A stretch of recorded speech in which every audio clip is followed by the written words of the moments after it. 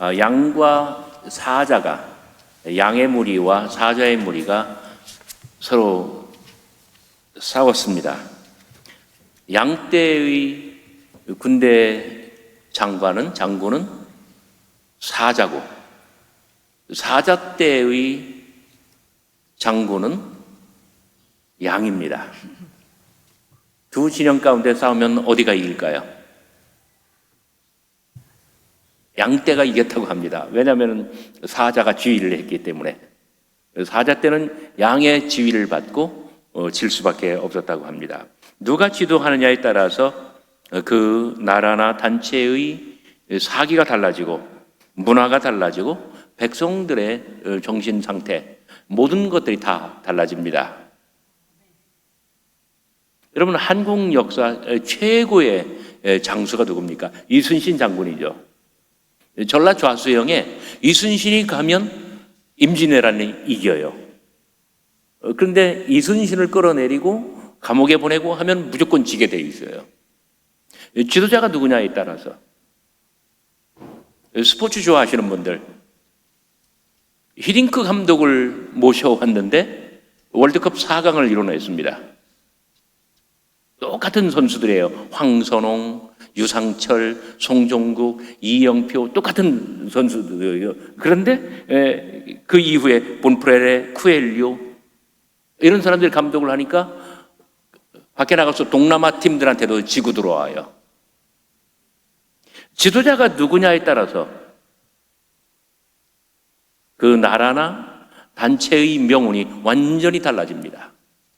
어떻게 팀을 조련하고 어떻게 이 전투에 임하고 여기에 따라서 완전히 달라진다는 거예요. 이스라엘도 이와 같은 경험을 반복합니다. 성경에서 보는 이스라엘은 얼마나 오합지졸입니다. 60만 대군이지만 훈련받은 적이 없고 조직된 적이 없고 그리고 약속에 의해서 작전을 펼쳐본 적이 없습니다. 그런데 저들이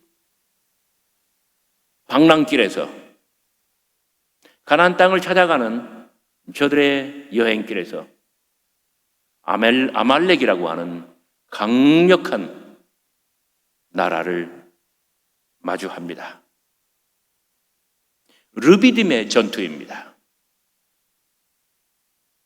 르비딤에서 물이 없다고 백성들이 원망을 하고 모세의 리더십을 흔들고 여호와를 시험하지 않았습니까? 이런 오합지졸을 데리고 이스라엘은 과연 아말렉군과 싸워서 이길 수 있을까요? 오늘 그 마지막 구절에 보면 여호와께서 영원토록 아말렉과 다투신다 이런 표현이 나왔는데, 요즘 이스라엘과 이 팔레스타인 가자지구 전투가 어쩌면 어떤 면에서는 그런 측면이 있어요. 모세 이후에 몇백 년이 지난 다음에 이스라엘의 첫 번째 왕 사울은 이 아말렉 때문에 망한 사람이에요. 오늘 모세와 이스라엘은 60만 대군, 그러나 이 오합지졸을 데리고 잘 훈련된 군영 르비딤을 돌파할 수 있을까요?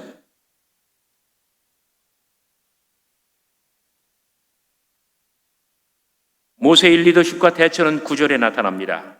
모세가 여호수아에게 이르되 우리를 위하여 사람들을 택하여 나가서 아말렉과 싸우라. 내가 내일 하나님의 지팡이를 손에 잡고 산꼭대기에 서리라.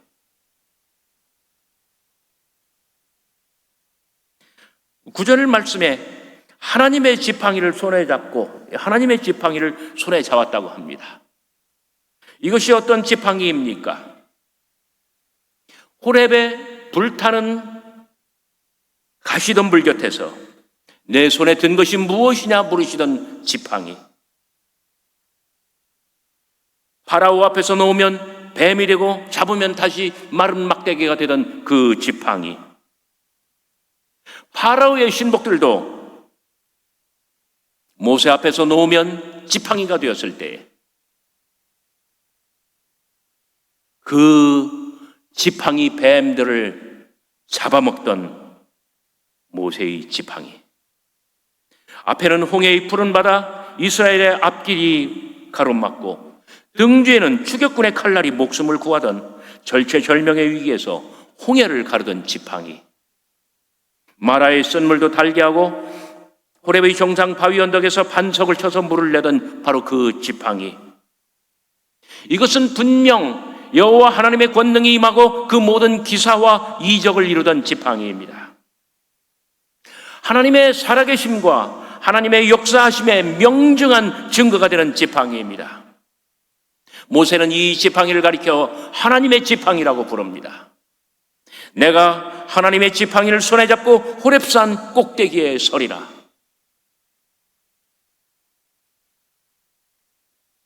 세계 제1의 초인류 강대국 이집트의 막강한 군사를 파한 이 지팡이로 모세는 아말렉을 어찌 못 이기겠습니까? 모세는 이 지팡이를 손에 들고 산 꼭대기에 서리라 합니다. 여러분, 산 꼭대기, 어찌 산 꼭대기입니까? 산 꼭대기는 하늘과 맞닿은 곳입니다. 그래서 여호와 하나님의 개입도 빠르고 응답도 속히 임하는 곳입니다. 아니, 어렵게 말할 것도 없습니다. 불과 얼마 전 여호와께서 인간 세상에 강림하사 곁에 있는 가시덤불에 불을 붙이시고 그리고 친히 모세에게 나타나신 곳이 바로 산꼭대기 아니었습니까? 여호와의 강림, 여호와의 임재, 여호와의 징조, 그날의 이 모든 위대한 신현적 사건들은 바로 이 산 위에서 이루어질 것입니다. 모세가 하나님의 지팡이를 들고 산에 오를 때에, 그 꼭대기에 설 때 분명 하나님의 놀라운 역사가 나타날 것입니다. 그러나 모세는 위기에 빠진 이스라엘을 위하여 지팡이만을 의지하는 것이 아니라 도리어 여호와를 불러서 그에게 사람들을 택하여 나가서 싸우라고 명합니다. 하나님께서 즐겨 사용하시던 능력의 지팡이인가, 아니면 오합지졸 백성 중에 뽑은 사람인가? 지팡이인가 사람인가? 이 지팡이는 검증된 하나님의 권능입니다. 그러나 사람은 그 속을 알 수 없는 불확실한 생물입니다. 사람의 마음은 갈대와 같아서 바람이 이리 불 때 그리고 저리 불 때 이렇게 저렇게 흔들립니다. 아니, 사람의 마음은 바람 그 자체와 같아서 어디서 와서 어디로 가는지 알 길이 없습니다. 그 모양도 볼 수 없고 그 속내도 알 수 없습니다. 지금의 상태가 어떻다 규정할 수 있다 하더라도 내일 그게 어떻게 바뀔는지 우리가 알 수 없는 것입니다. 사람의 마음이 바람과 같을진데 어찌 사람을 믿을 것입니까? 차라리 지팡이를 믿는 것이 낫지 않겠습니까? 지팡이입니까? 사람입니까? 그러나 모세는 여호수아에게 사람을 택하여 아말렉과 싸우라 명령합니다. 모세 자신은 여호수아라고 하는 사람을 택하였습니다. 모세는 이 여호수아에게 사람을 택하여 싸우라고 합니다. 어찌 지팡이가 아니라 사람이란 말입니까? 성도 여러분, 지팡이는 결코 영원하지 않습니다. 지팡이는 모세와 함께 사라질 것입니다. 만일 어느 사람이 모세의 막사에 들어가 모세의 지팡이를 훔친들, 그 지팡이로서 무엇을 어떻게 하겠습니까? 기적을 이룰 수 있겠습니까? 그러나 사람은 다릅니다. 사람은 남아서 마음의 증거를 얻고 그 증거를 후세대에 길이 남길 수 있습니다. 이런 믿음이 전쟁을 이길 수 있고 그리고 역사를 만들어낼 수 있다는 것입니다. 지팡이는 여호와께서 그 손에서 놓는 순간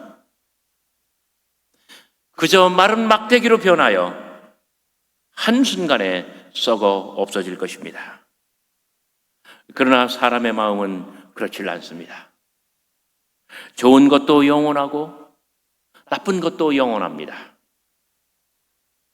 하물며 충성된 마음,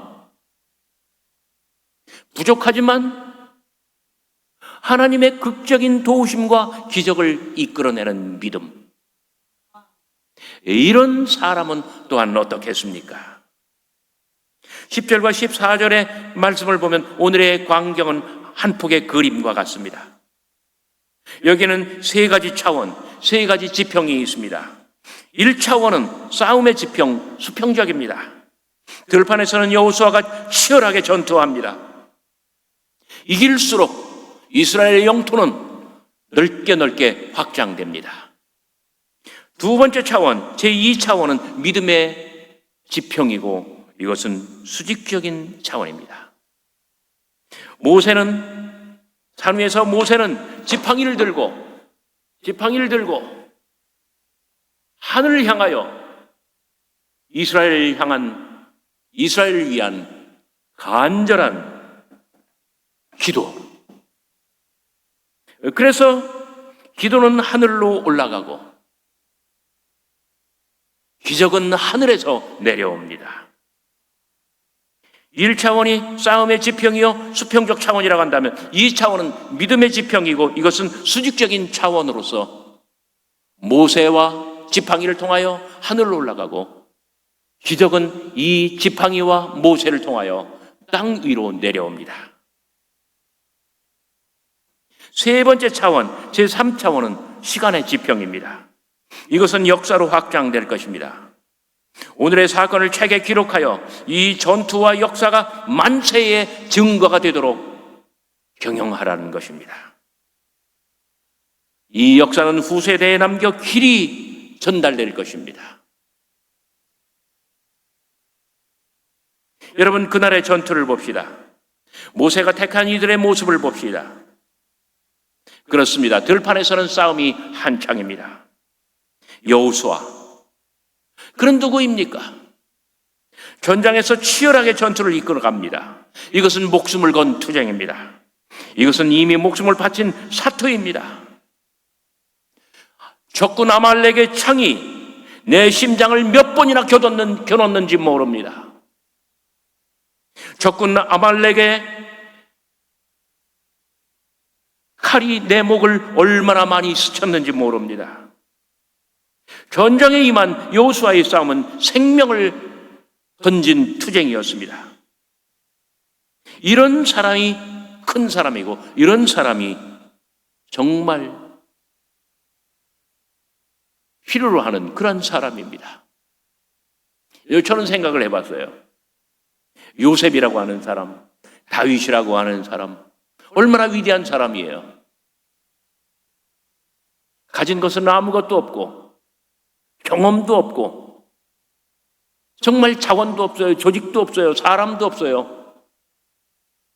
그런데 요셉은 감방살이 하면서 정말 이집트라고 하는 당대 최고의 대제국을 완전히 뒤집어 놓지 않았습니까? 다윗은 어땠어요? 형 7명보다 가장 못난 사람이고 가장 작은 사람이에요. 그런데 아버지의 양떼를 지키려다 보니까 사자의 입에서 수염을 뜯고 이 아가리를 벌리며 아버지의 양 한 마리를 구해내지 않았습니까? 이런 다윗이 사자와 결투하여 이길 수 있는 다윗이 골리앗과 싸워서 이길 수 있는 것이고 아버지의 이 양떼를 지킨 이 소년 다윗, 못난이 다윗이 가장 작은 아이 다윗이 이스라엘의 온 양떼, 여호와의 온 양떼, 이스라엘 전체의 목자가 될 수 있었던 것 아닙니까? 비범성은 어디에서 옵니까? 기적은 어느 순간에 이루어집니까? 물론 할 수 없다. 통계적으로 불가능하다. 과학적으로 이것은 불가하다. 이렇게 생각하는 사람들에게는 결코 기적이 임하지 않습니다. 나는 그날의 요셉이 어땠는가? 그날의 다윗이 어땠는가? 나 혼자 상상해 보았습니다. 나에게 맡겨진 사명은 너무나 크고 중대합니다. 그러나 나의 능력은, 나의 경험은 너무나 일천합니다. 나는 이것을 감당할 수가 없습니다. 나는 이 일을 해낼 수가 없습니다. 어찌합니까? 내가 어찌하여야 아말렉과 싸워서 이길 수가 있겠습니까? 내가 어찌하여야 사자와 싸워서 아버지의 양을 구하고, 내가 어찌하여야 저 골리앗을 이길 수 있겠습니까? 긴장하고 고도로 집중하며 몰입하고 자기의 생명, 자기의 존재 전체를 다 걸 때 비범성은 그때 옵니다. 기적은 그때 일어납니다. 기적은 아무나 일으키는 게 아니에요. 할 수 없다라고 생각하는 사람, 모든 자료로 볼 때, 모든 통계 자료로 볼 때 이것은 불가능하다고 생각하는 사람, 우리 60만 대군은 오합지졸, 훈련받은 적이 없고 싸워본 적이 없고 그렇기 때문에 우리는 질 수밖에 없다, 이렇게 생각하는 사람에게는 질 수밖에 없는 거예요. 그러나 우리는 부족합니다. 우리는 싸워본 적도 없습니다. 우리는 훈련받은 적도 없습니다. 조직적으로 진법을 행할 줄도 모르고 이렇게 겸허하게 낮아지면서 하나님 앞에 납작 엎드려 기도하는 사람, 고도로 집중하고 고도로 몰입하는 사람, 혹시 하나님께서 나에게 은혜를 베풀어 주시면, 혹시 하나님께서 손을 펴사 나에게 힘을 불어넣어 주시면 이 전쟁이 하나님의 승리로 될 수 있지 않겠습니까? 이 간절함이 있는 사람들은 기적을 일으킬 수 있는 거예요. 믿으시기를 바랍니다. 모세가 여호와에게 사람을 택하여 아말렉과 싸우라 명령을 한 것은 이런 사람들을 구하라는 거예요. 너 자신이 먼저 이런 사람이 되라는 거예요. 그래요. 이것은 목숨을 건 투쟁이었습니다. 적의 창이 내 심장을 몇 번이나 껴넣었는지 모르고 아말렉의 칼이 내 목을 몇 번이나 스쳤는지 모릅니다. 그러나 여호수아는 미친 사람처럼 혼신의 힘을 다하여 싸웁니다. 그리고 군사들에게 싸움을 독려합니다. 여호수아가 들판에서 싸울 때, 전투가 한창일 때 산 위에서는 어땠습니까? 좌우로는 아론과 훌을 대동한 채 하늘을 우러른 모세는 지팡이를 든 채 팔을 벌려 기도합니다. 모세의 짧은 팔은 하나님의 지팡이, 능력의 지팡이로 하늘을 향하여 확장되고, 모세의 간절한 염원과 기도는 심장에서 팔에서 지팡이에서 하늘로 전달됩니다. 그리하여 또다시 여호와의 능력이 임하고 기적이 이루어지는데, 능력의 통로는 어떻습니까? 하늘에서 지팡이에서 팔에서 심장으로, 그리고 모세의 이 심장에서 산 아래 들판에 여호수아에게로 전달이 됩니다. 모세가 팔을 들어 기도하면 이스라엘이 이깁니다. 모세가 팔이 아파 기진하고 팔이 내려오면 이스라엘은 패하고, 그리고 아말렉이 이깁니다. 전쟁은 여호와께 속한 것입니다. 모세와 저들이 자기의 소임을, 각자 소임을 다했을 때 결과는 어떻게 되었습니까? 여러분, 오늘 말씀 12절, 13절을 보시기 바랍니다. 12절은 전환점입니다. 모세의 팔이 피곤함에 그들이 돌을 가져다가 모세의 아래에 놓아 그가 그 위에 앉게 하고 아론과 훌이 한 사람은 이쪽에서 한 사람은 저쪽에서 모세의 손을 붙들어 올렸더니 그 손이 해가 지도록 내려오지 아니한지라. 여호수아가 칼날로 아말렉과 그 백성을 쳐서 무찌르니라. 여러분, 얼마나 충성된 사람들입니까? 아론은 형이지만 나이를 따지지 않습니다. 아론과 모세는 가족이고 자신은 가족이 아니지만 훌은 혈연을 따지지 않습니다. 걸출한 장수 여호수아, 믿음의 장부 아론과 훌, 그날의 르비딤 전투는 이렇게 모세가 택한 사람들이 있어서 승전고를 울릴 수 있었습니다. 그들 모두 각자의 사명에 충실하였고 모세와 하나님을 향하여 충성을 다했을 때 바로 그때 이스라엘이 이길 수 있었던 것입니다. 오늘 시대는 모세와 같은 훌륭한 지도자를 필요로 하고 모세는 여호수아, 아론, 훌 같은 이런 충성된 사람들이 또한 필요합니다.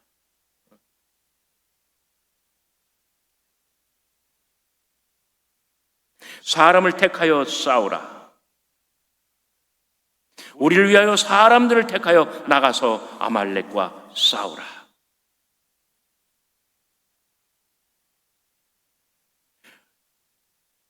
우리 정종윤 집사님 지난주에 결혼하셨잖아요. 제가 정종윤 집사님한테 여쭤봤어요.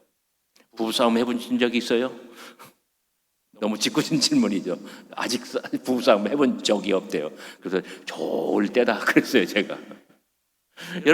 여러분들이나 여러분들의 자녀가 배우자감을 고를 때 어떤 사람이면 좋겠습니까? 여러분들이 사업을 할 때, 여러분들이 어떤 부서를 맡았을 때, 여러분들이 리더가 되었을 때 여러분들에게 어떤 사람이 있으면 좋겠습니까? 하나님의 교회도 마찬가지입니다. 어떤 사람들이 있을 때 이 교회가 불같이 일어날 수 있는가? 정말 오합지졸 이스라엘이 잘 훈련된 그리고 조직된 아말렉을 대했을 때 이길 수 있는 것은 왜 그랬습니까? 오늘 우리는 정말 모세처럼 집중하여 하나님 앞에 기도하고 그리고 사람들을 키워내며 이스라엘을 이끌어갈 수 있으면 좋겠습니다. 여호수아처럼 생명을 다 바쳐 자기의 맡은 일에 소임을 다하고 아론과 훌처럼 정말 가장 지근 거리에서 협력하고 그리고 힘을 불어넣어주며